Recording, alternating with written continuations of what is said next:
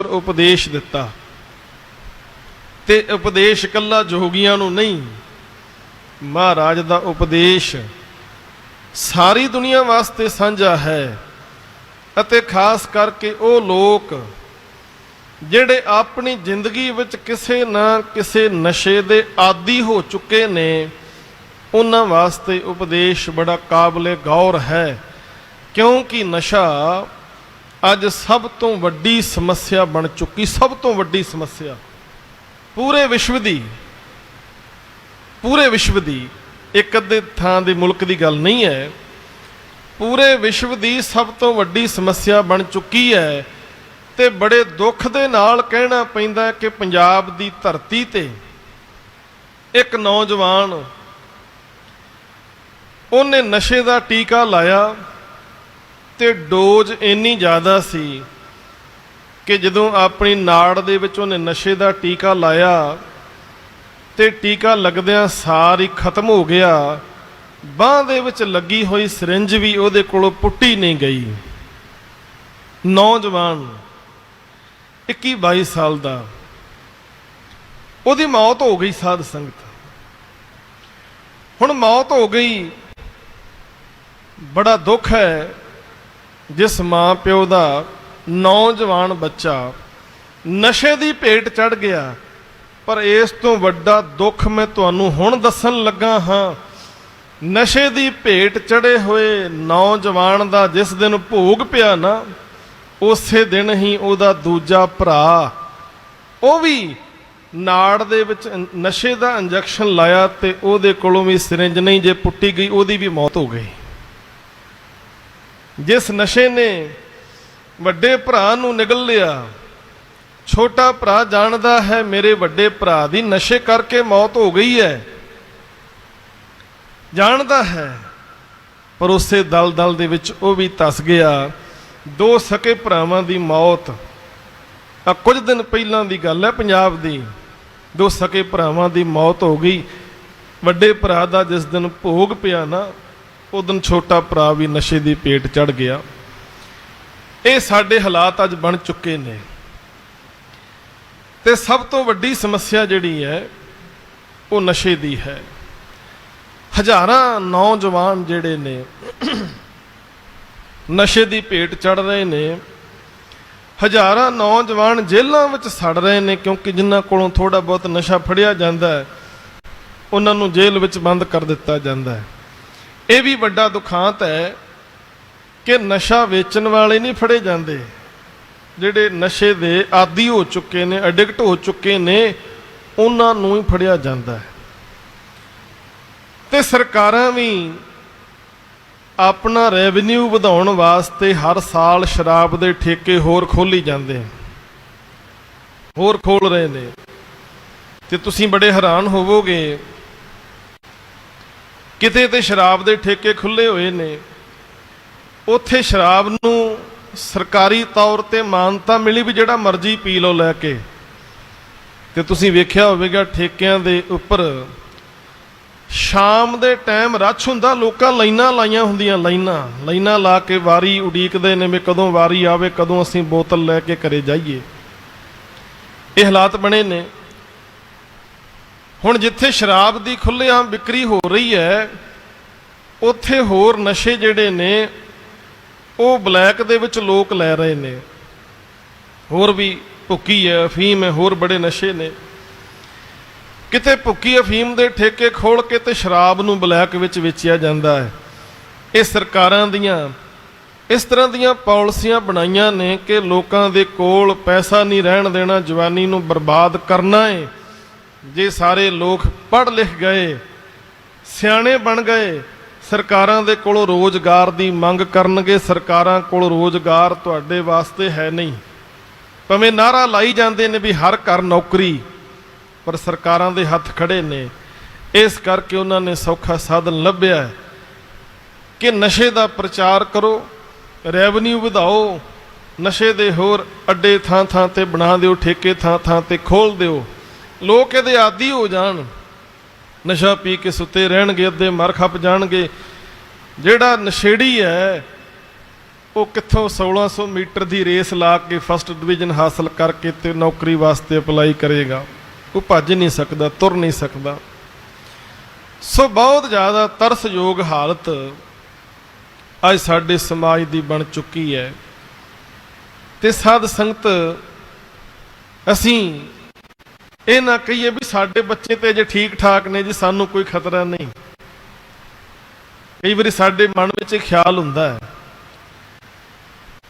ਵੀ ਜੇ ਮਰ ਗਿਆ ਤਾਂ ਕਿਸੇ ਦਾ ਮਰ ਗਿਆ, ਸਾਨੂੰ ਕੀ ਹੈ, ਸਾਡੇ ਨਿਆਣੇ ਤੇ ਠੀਕ ਠਾਕ ਨੇ, ਸਾਡਾ ਤੇ ਕੋਈ ਵੀ ਨਸ਼ੇੜੀ ਨਹੀਂ ਹੈ, ਸਾਡਾ ਤੇ ਬੱਚਾ ਕੋਈ ਇਸ ਪਾਸੇ ਨਹੀਂ ਲੱਗਾ। ਪਰ ਮੈਂ ਬੇਨਤੀ ਕਰਾਂ, ਜਦੋਂ ਜੰਗਲ ਨੂੰ ਅੱਗ ਲੱਗ ਜਾਏ ਨਾ, ਉਦੋਂ ਕੱਖ ਨਹੀਂ ਜੇ ਬਚਦਾ। ਉਹ ਅੱਗ ਨੇ ਹੌਲੀ ਹੌਲੀ ਤੁਹਾਡੇ ਵਾਲੇ ਪਾਸੇ ਵੀ ਆਉਣਾ ਹੈ। ਤੇ ਮਹਾਰਾਜ ਕਹਿੰਦੇ ਨੇ, ਪਰੋਸੀ ਕੇ ਜੋ ਹੁਆ ਤੂੰ ਆਪਣੇ ਵੀ ਜਾਣ। ਜਿਹੜਾ ਕੁਝ ਅੱਜ ਤੇਰੇ ਗਵਾਂਢੀ ਨਾਲ ਹੋ ਗਿਆ ਹੈ, ਕੱਲ ਨੂੰ ਉਹ ਵਰਤਾਰਾ ਤੇਰੇ ਨਾਲ ਵੀ ਵਾਪਰ ਸਕਦਾ ਹੈ, ਤੇਰੇ ਨਾਲ ਵੀ ਵਾਪਰ ਸਕਦਾ ਹੈ। ਤੇ ਮੈਂ ਇਹ ਵੀ ਬੇਨਤੀ ਕਰਦੇ ਹਾਂ, ਤੁਹਾਨੂੰ ਦੁੱਧ ਲੈਣ ਵਾਸਤੇ, ਦਹੀਂ ਲੈਣ ਵਾਸਤੇ, ਘਿਓ ਲੈਣ ਵਾਸਤੇ, ਕਿਰਾਨਾ ਲੈਣ ਵਾਸਤੇ ਘਰੋਂ ਬਾਹਰ ਜਾਣਾ ਪਵੇਗਾ। ਕੋਈ ਸਬਜ਼ੀ ਲਿਆਉਣੀ ਤੁਹਾਨੂੰ ਘਰੋਂ ਬਾਹਰ ਜਾਣਾ ਪਵੇਗਾ। ਪਰ ਜੇ ਤੁਹਾਨੂੰ ਕਿਸੇ ਪ੍ਰਕਾਰ ਦਾ ਨਸ਼ਾ ਚਾਹੀਦਾ ਹੈ ਤਾਂ ਕਿਤੇ ਜਾਣ ਦੀ ਲੋੜ ਨਹੀਂ, ਹੋਮ ਡਿਲੀਵਰੀ ਹੋਏਗੀ ਉਹਦੀ, ਹੋਮ ਡਿਲੀਵਰੀ। ਕਿਸੇ ਨੂੰ ਕੰਨੋਂ ਕੰਨੀ ਖਬਰ ਨਹੀਂ ਹੋਣੀ, ਤੁਹਾਡੇ ਤੱਕ ਨਸ਼ਾ ਪਹੁੰਚ ਜਾਏਗਾ। ਤੇ ਬੜੇ ਦੁੱਖ ਨਾਲ ਕਹਿਣਾ ਪੈਂਦਾ ਹੈ ਕਿ ਨੌਜਵਾਨ ਮੁੰਡੇ ਹੀ ਇਹਦੇ ਵਿੱਚ ਸ਼ਾਮਲ ਨਹੀਂ, ਨੌਜਵਾਨ ਕੁੜੀਆਂ, ਬੀਬੀਆਂ ਵੀ ਇਸ ਗ੍ਰਿਫਤ ਵਿੱਚ ਆ ਚੁੱਕੀਆਂ ਨੇ। ਪਹਿਲਾਂ ਉਹਨਾਂ ਨੂੰ ਨਸ਼ੇ ਦੇ ਆਦੀ ਬਣਾਇਆ ਜਾਂਦਾ ਹੈ, ਫਿਰ ਉਹਨਾਂ ਕੋਲੋਂ ਨਸ਼ੇ ਦੀ ਸਪਲਾਈ ਕਰਵਾਈ ਜਾਂਦੀ ਹੈ। ਨਸ਼ੇ ਦੀ ਸਪਲਾਈ ਵੀ ਆ 5 ਪੁੜੀਆਂ ਲੈ ਜਾ, 4 ਪੁੜੀਆਂ ਤੋਂ ਅੱਗੇ ਸੇਲ ਕਰਦੇ, ਸਪਲਾਈ ਕਰਦੇ, 1 ਪੁੜੀ ਵਿੱਚੋਂ ਤੇਰੀ। ਤੇ ਨਸ਼ੇ ਦੇ ਆਦੀ ਹੋਏ ਲੋਕ ਇਉਂ ਫਿਰ ਘਰ ਘਰ ਸਪਲਾਈ ਨਸ਼ੇ ਦੀ ਕਰ ਰਹੇ ਨੇ, ਹੋਮ ਡਿਲੀਵਰੀ ਕਰ ਰਹੇ ਨੇ। ਸ਼ਰੇਆਮ ਇਹ ਸਾਰਾ ਕੰਮ ਹੋ ਰਿਹਾ ਸਰਕਾਰਾਂ ਦੇ ਨੱਕ ਦੇ ਥੱਲੇ। ਦਾਅਵੇ ਜਿੰਨੇ ਮਰਜ਼ੀ ਕਰੀ ਜਾਣ ਸਰਕਾਰਾਂ, ਪਰ ਅਜੇ ਤੱਕ ਨਸ਼ੇ ਦੇ ਦੈਂਤ ਨੂੰ ਅਜੇ ਤੱਕ ਨੱਥ ਨਹੀਂ ਪਈ। ਇਹ ਨਸ਼ੇ ਦਾ ਦੈਂਤ ਰੋਜ਼ ਲੱਖਾਂ ਘਰ ਉਜਾੜ ਰਿਹਾ ਹੈ, ਲੱਖਾਂ। ਦੇਸ਼ਾਂ ਦੇ ਵਿੱਚ ਹੀ ਨਹੀਂ, ਵਿਦੇਸ਼ਾਂ ਦੇ ਵਿੱਚ ਵੀ ਲੋਕ ਜਿਹੜੇ ਨੇ ਇਹਦੇ ਆਦੀ ਹੋ ਚੁੱਕੇ ਨੇ। ਬਹੁਤੇ ਲੋਕ ਡਰਦੇ ਹੋਏ ਵੀ ਜੇ ਸਾਡਾ ਬੱਚਾ ਪੰਜਾਬ ਵਿੱਚ ਰਿਹਾ, ਇੰਡੀਆ ਵਿੱਚ ਰਿਹਾ, ਤੇ ਕਿਤੇ ਨਸ਼ੇ ਦੀ ਭੇਟ ਨਾ ਚੜ ਜਾਏ, ਇਹਨੂੰ ਵਿਦੇਸ਼ ਭੇਜ ਦਈਏ। ਵਿਦੇਸ਼, ਕੈਨੇਡਾ, ਅਮਰੀਕਾ, ਮਹਿੰਗਾ ਖਰਚਾ ਕਰ ਕਰਕੇ। ਪਰ ਉੱਥੇ ਜਾ ਕੇ ਵੀ ਬਹੁਤੇ ਬੱਚੇ ਜਿਹੜੇ ਨੇ ਉਹ ਸੁਧਰਦੇ ਨਹੀਂ। ਜਿਹੜੇ ਨਸ਼ੇ ਦੇ ਆਦੀ ਹੋ ਗਏ, ਉੱਥੇ ਜਾ ਕੇ ਵੀ ਖਾਧੀ ਪੀਤੀ ਜਾਂਦੇ ਨੇ। ਸੋ ਕਹਿਣ ਤੋਂ ਭਾਵ ਹੈ ਹਾਲਾਤ ਬੜੇ ਮਾੜੇ ਬਣ ਗਏ, ਬਹੁਤ ਮਾੜੇ। ਸੋ ਨਸ਼ਾ ਸਮਾਜ ਦੇ ਵਿੱਚ ਕੋੜ ਬਣਿਆ ਹੋਇਆ, ਕੋੜ। ਤੇ ਇਸ ਕਰਕੇ ਗੁਰੂ ਗ੍ਰੰਥ ਸਾਹਿਬ ਦੀ ਪਵਿੱਤਰ ਬਾਣੀ ਦੇ ਵਿੱਚੋਂ ਗੁਰੂ ਸਾਹਿਬ ਜੀ ਨੇ ਉਪਦੇਸ਼ ਦੇ ਕੇ ਲੁਕਾਈ ਨੂੰ, ਮਨੁੱਖਤਾ ਨੂੰ ਸਮਝਾਉਣ ਦਾ ਯਤਨ ਕੀਤਾ, ਸਮਝਾਉਣ ਦਾ ਯਤਨ ਕੀਤਾ। ਨਸ਼ੇ ਨੂੰ ਸੱਚੇ ਪਾਤਸ਼ਾਹ ਕਹਿੰਦੇ, ਇਤ ਮਦ ਪੀਤੇ ਨਾਨਕਾ ਬਹੁਤੇ ਖੱਟੀਆਂ ਬਿਕਾਰ। ਮਦ ਕਹਿੰਦੇ ਨਸ਼ਾ, ਸ਼ਰਾਬ। ਤੇ ਸ਼ਰਾਬ ਸ਼ਬਦ 2 ਅੱਖਰਾਂ ਤੋਂ ਬਣਿਆ ਹੈ, ਸ਼ਰ ਪਲੱਸ ਆਬ। ਆਬ ਕਹਿੰਦੇ ਪਾਣੀ ਨੂੰ, ਤੇ ਸ਼ਰ ਦਾ ਅਰਥ ਹੈ ਸ਼ਰਾਰਤ ਦਾ ਪਾਣੀ। ਉਹ ਪਾਣੀ ਸ਼ਰਾਰਤ ਵਾਲਾ, ਜਿਸ ਨੂੰ ਸ਼ਰਾਬ ਕਿਹਾ ਗਿਆ। ਤੇ ਸਾਹਿਬ ਕਹਿੰਦੇ ਨੇ, ਜਿਤ ਪੀਤੈ ਮਤ ਦੂਰ ਹੋਵੇ। ਜਿਤ ਪੀਤੇ ਮਤ ਦੂਰ ਹੋਏ, ਬਰਲ ਪਵੇ ਵਿੱਚ ਆਏ। ਆਪਣਾ ਪਰਾਇਆ ਨਾ ਪਛਾਣੀ, ਖਸਮੋ ਧੱਕੇ ਖਾਏ। ਜਿਤ ਪੀਤੈ ਖਸਮ ਵਿਸਰੈ, ਦਰਗਾ ਮਿਲੇ ਸਜਾਏ। ਝੂਠਾ ਮਦ ਮੂਲ ਨਾ ਪੀਚੇ, ਜੇ ਕਾ ਪਾਰ ਵਸਾਏ। ਗੁਰੂ ਅਮਰਦਾਸ ਪਾਤਸ਼ਾਹ ਜੀ ਬਿਆਗੜਾ ਰਾਗ ਦੇ ਰਾਹੀਂ ਇਹ ਉਪਦੇਸ਼ ਦੇ ਰਹੇ ਨੇ, ਭਾਈ ਜਿਸ ਨੂੰ ਪੀਣ ਦੇ ਨਾਲ ਜਿਤ ਪੀਤੇ ਮਤ ਦੂਰ ਹੋਏ, ਤੇਰੀ ਮਤ ਮਾਰੀ ਜਾਂਦੀ ਹੈ। ਕਿਉਂਕਿ ਨਸ਼ਾ ਜਿਹੜਾ ਹੈ ਨਾ, ਕੋਈ ਵੀ ਨਸ਼ਾ ਹੈ, ਉਹ ਤੁਹਾਡੇ ਦਿਮਾਗ ਦੇ ਉੱਪਰ ਅਸਰ ਕਰ ਦਿੰਦਾ ਹੈ, ਦਿਲ ਦੇ ਉੱਪਰ ਅਸਰ ਕਰਦਾ ਹੈ। ਖੂਨ ਦਾ ਦੌਰਾ ਵੱਧ ਜਾਏਗਾ, ਕੋਈ ਵੀ ਨਸ਼ਾ ਤੁਸੀਂ ਕਰਦੇ ਹੋ, ਉਹ ਖੂਨ ਦਾ ਦੌਰਾ ਵਧਾ ਦੇਗਾ, ਬੰਦੇ ਦੇ ਵਿੱਚ ਐਕਸਟਰਾ ਕੁਝ એનર્ਜੀ ਆ ਜਾਂਦੀ, ਬੰਦੇ ਨੂੰ ਲੱਗਦਾ ਵੀ ਮੇਰੇ 'ਚ ਬੜੀ ਪਾਵਰ ਆ ਗਈ ਹੈ, ਪਰ ਨਾਲ ਦੀ ਨਾਲ ਸੋਚਣ ਸ਼ਕਤੀ ਨਸ਼ਾ ਖਤਮ ਕਰ ਦਿੰਦਾ ਹੈ। ਇਸ ਕਰਕੇ ਜਦੋਂ ਵੀ ਕਿਸੇ ਕੋਲੋਂ ਕੋਈ ਗਲਤ ਕੰਮ ਕਰਵਾਉਣਾ ਹੈ, ਉਹਨੂੰ ਨਸ਼ੇ ਦੀ ਡੋਜ਼ ਦਿੱਤੀ ਜਾਂਦੀ ਹੈ। ਕਿਸੇ ਕੋਲੋਂ ਕਤਲ ਕਰਵਾਉਣਾ ਹੈ ਤੇ ਜਿਹੜਾ ਕਾਤਲ ਬੰਦਾ ਹੈ ਉਹ ਆਪਣੇ ਹੋਸ਼ੋ ਹਵਾਸ ਦੇ ਵਿੱਚ ਕਦੇ ਵੀ ਕਤਲ ਨਹੀਂ ਕਰਦਾ, ਜ਼ਰੂਰ ਕੋਈ ਨਾ ਕੋਈ ਨਸ਼ਾ ਕਰਕੇ ਜਾਂਦਾ ਹੈ। ਚੋਰੀਆਂ ਕਰਨ ਵਾਲੇ ਲੋਕ ਆ ਗੁਰਦੁਆਰਾ ਸਾਹਿਬ ਦੇ ਬਾਹਰੋਂ ਹੀ ਰਾਗੀ ਸਿੰਘਾਂ ਦੀਆਂ ਐਕਟਿਵਾ ਵੀ ਚੋਰੀ ਕਰਕੇ ਲੈ ਗਏ, ਕੋਈ ਹੋਰ ਵੀ ਸੰਗਤਾਂ ਦੀਆਂ ਹੁੰਦੀਆਂ ਨੇ ਚੋਰੀ। ਇਹ ਕਿਹੜੇ ਲੋਕ ਨੇ? ਨਸ਼ੇੜੀ ਲੋਕ, ਜਿਨ੍ਹਾਂ ਦਾ ਨਸ਼ਾ ਪਤਾ ਪੂਰਾ ਨਹੀਂ ਹੁੰਦਾ। ਉਹ ਫਿਰ ਯਤਨ ਕਰਦੇ ਨੇ ਕਿਤੇ ਨਾ ਕਿਤੇ ਸਾਡਾ ਹੱਥ ਅੜ ਜਾਏ, ਕੋਈ ਨਾ ਕੋਈ ਚੀਜ਼ ਹੱਥ ਲੱਗੇ। ਤੇ ਸਾਧ ਸੰਗਤ ਨਸ਼ੇੜੀ ਲੋਕ ਇੱਥੋਂ ਤੱਕ ਜ਼ਿਆਦਾ ਨਿੱਘਰ ਗਏ ਨੇ ਵੀ ਇੱਕ ਦਿਹਾੜੀ ਦੇ ਵਿੱਚ ਕਈ ਹਜ਼ਾਰਾਂ ਦਾ ਨਸ਼ਾ ਲੋਕ ਕਰ ਲੈਂਦੇ ਨੇ, ਕਈ ਹਜ਼ਾਰਾਂ ਦਾ, ਕਈ ਹਜ਼ਾਰਾਂ ਦਾ ਨਸ਼ਾ ਇੱਕ ਦਿਨ ਦੇ ਅੰਦਰ। ਤੇ ਮਹਾਰਾਜ ਕਹਿੰਦੇ ਨੇ ਜਿਤ ਪੀਤੇ ਮਤ ਦੂਰ ਹੋਏ, ਬਰਲ ਪਵੇ ਵਿੱਚ ਆਏ। ਬਰਲ ਦਾ ਅਰਥ ਹੈ ਝੱਲ ਪੁਣਾ।